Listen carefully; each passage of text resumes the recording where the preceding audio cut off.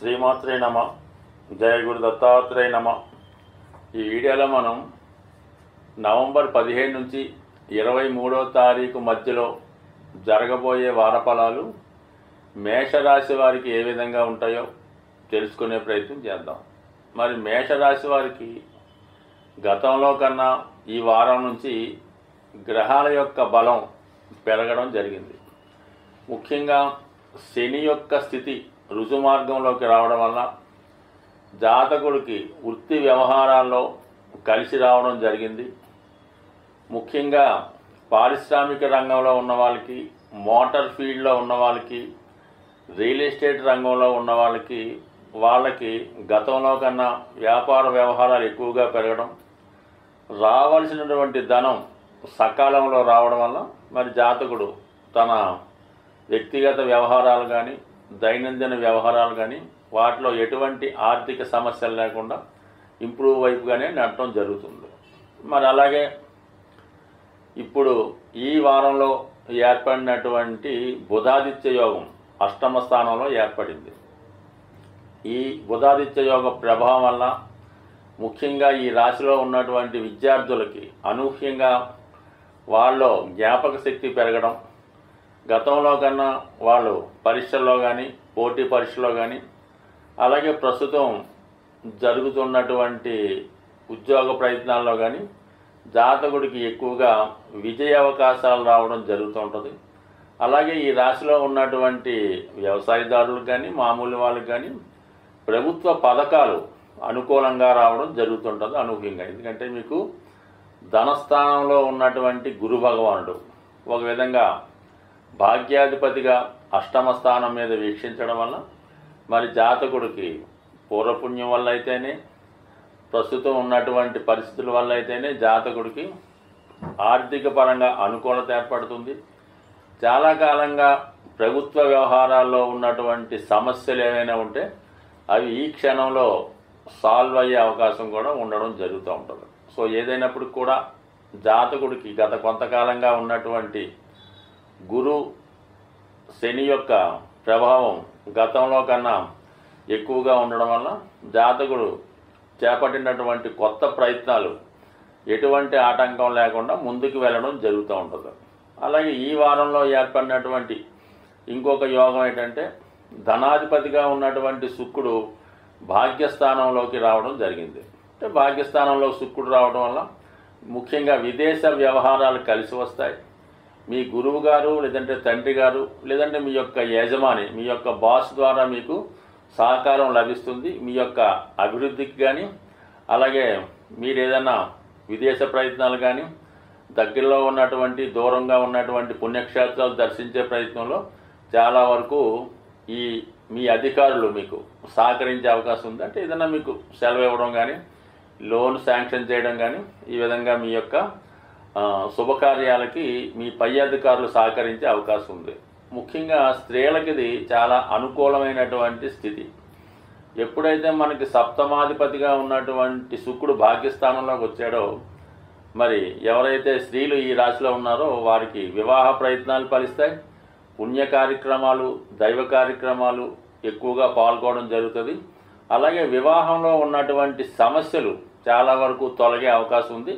అలాగే వివాహ ప్రయత్నాల కోసం చేస్తున్నవారు చక్కగా వివాహ ప్రయత్నం కూడా ఫలించే అవకాశం ఉంది. ముఖ్యంగా మరి ఏదైనా ఈ మేషరాశిలో ఉన్నటువంటి స్త్రీలు విదేశంలో ఉన్నటువంటి సంబంధం ప్రయత్నం చేస్తుంటే అది వారికి చాలా అనుకూలించే అవకాశం ఉంది. ముఖ్యంగా 2, 9 ధన భాగ్యాధిపతుల మధ్య ఏర్పడినటువంటి ఈ గురు శుక్రుల పరివర్తన ఖచ్చితంగా మీకు అంటే ఈ వారంలో కానీ, రాబోయే కొద్ది రోజుల్లో కానీ మీ కుటుంబంలో ఒకరికి అది విదేశ అవకాశం కానీ, వివాహం కుదరడం కానీ, లేదంటే ఏదైనా ఉద్యోగ ప్రయత్నం ఫలించడం కానీ, మొత్తం మీద ఒక శుభకార్యం మీకు అనూహ్యంగా మీ కుటుంబంలో జరిగే అవకాశం ఉంది.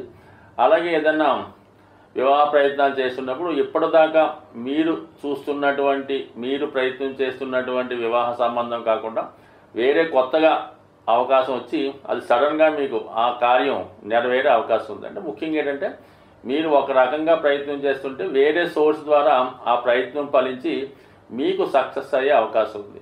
అలాగే మనం కొంతకాలంగా అనుకున్నట్టు మరి అష్టమ రాష్ట్రాధిపతిగా ఉన్నటువంటి శుక్రుడు చతుర్థ స్థానం సంచారం వల్ల జాతకుడు తన యొక్క స్థిరాస్తిని ఒక చోట అమ్మి వేరే చోట కొనే ప్రయత్నం చేయొచ్చు. అలాగే ప్రస్తుతం ఉన్నటువంటి నివాస స్థలం నుంచి కానీ గృహం నుంచి కానీ వేరే ప్రదేశానికి మారడానికి కానీ వేరే ఇంటికి మారడానికి కానీ ఇది అనుకూలంగా కనబడతా ఉంది.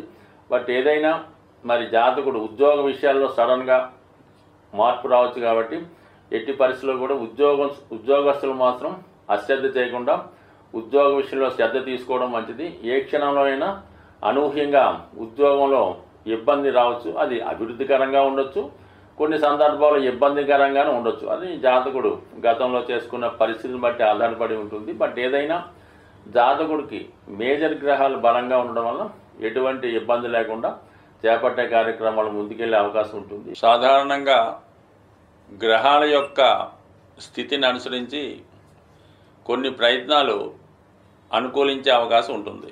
మరి ప్రస్తుతం కుజగ్రహం నీచ స్థితిలో ఉన్నప్పటికీ కూడా సహజ చతుర్థ స్థానంలో ఉండడం వల్ల చాలా వరకు భూముల యొక్క స్థిరాస్తుల యొక్క విలువ స్థిరంగా ఉండే అవకాశం ఉన్నది.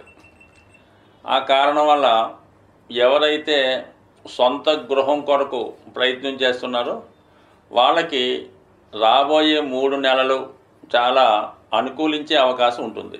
సో దానివల్ల ఎవరైతే సొంత గృహం కోసం ప్రయత్నం చేస్తున్నారో వాళ్ళు మరి రేపు మనకి ఈ నవంబరు 18వ తారీఖున వస్తున్నటువంటి సంకష్టార చతుర్థి ఆ రోజు విధి విధానంగా విఘ్నేశ్వరుణ్ణి గరికతో అర్చించడం, లేదంటే ఏదైనా దేవాలయంలో అక్కడ చేస్తున్నటువంటి పూజల్లో పాల్గొనడం, మరి కొన్ని దేవాలయాల్లో గణపతి హోమం, అలాగే సాయంకాలం పూట గణపతి యొక్క అభిషేకం 2 చేయించుకొని ఆ రోజు ఒక దీక్షతో మనం ఎలాగైనా ఒక గృహాన్ని కొనుక్కోవాలని సంకల్పంతో ఒక నిర్ణయాన్ని తీసుకొని ఆ రోజు నుంచి ఏంటంటే ప్రతి మంగళవారం మీరు సుబ్రహ్మణ్య స్వామి ఆలయాన్ని కానీ హనుమాన్ ఆలయాన్ని కానీ లేదంటే లక్ష్మీ నరసింహస్వామి ఆలయాన్ని దర్శించడం వల్ల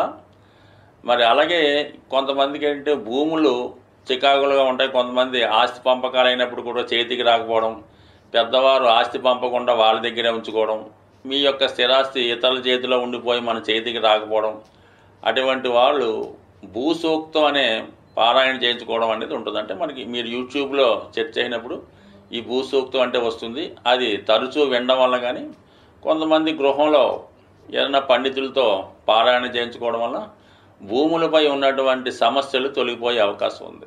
అలాగే ముఖ్యంగా స్త్రీలు ఎక్కువగా స్త్రీలకు ఏంటంటే మరి అద్దెల్లో ఉండి ఇబ్బంది పడడం కన్నా ఏదైనా చిన్నదైనా సొంత ఇల్లు కావాలని కోరుకున్న వాళ్ళకి వాళ్ళు ప్రతిరోజు కూడా ఈ కార్తీక మాసం ఎలాగా ప్రతి వాళ్ళు కూడా సాయంకాలం పూట ఇంట్లో దీపారాధన చేస్తుంటారు కాబట్టి మరొక ప్రశాంతమైనటువంటి సాయంకాలం చక్కగా మొదలు పెట్టాలి. ఏంటంటే మణిదీప వర్ణన అనే ఇది కల్పం ఒకటి ఉంటుంది. అది ఒక పూజా విధానం. అంటే మణిదీప వర్ణన అనే అంటే మన లలితా సహస్రనామంలాగా అది కూడా అమ్మవారి యొక్క గృహాన్ని వర్ణించే విధంగా ఉంటుంది. అది మీకు యూట్యూబ్లో దొరుకుతుంది, పుస్తకాల రూపంలో ఉంటుంది.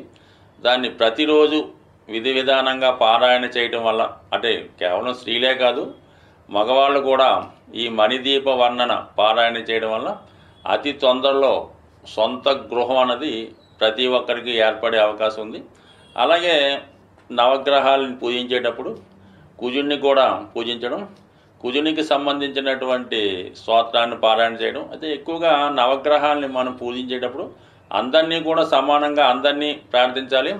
అన్ని గ్రహాలకు సంబంధించినటువంటి స్తోత్రాలను కూడా పారాయణ చేయడం. అంటే కొంతమంది పర్టికులర్గా శని భగవాన్ని పర్టికులర్గా రవిని పూజ చేస్తారో ఆ విధంగా కాకుండా 9 మందిని సమానంగా పూజిస్తూ మీరు ఎవరి కొరకైతే ఆరాధిస్తున్నారో వారిని ప్రత్యేకంగా ఒక 18 సార్లు 40 సార్లు ప్రార్థించి మళ్ళా ఆ 9 గ్రహాలని మళ్ళా పూజించడం వల్ల ఆ గ్రహాల యొక్క అనుమతితో పర్టికులర్గా మీకు కుజగ్రహ అనుగ్రహం లభించే అవకాశం ఉంది. కాబట్టి ఇది ఏదైనా ఒక పూజ అనేది విధి విధానంగా పద్ధతిగా చేయడం వల్ల అది నమ్మకంతో చేయడం వల్ల ఖచ్చితంగా మీ యొక్క సంకల్పం నెరవేరే అవకాశం ఉంటుంది. స్వస్తి.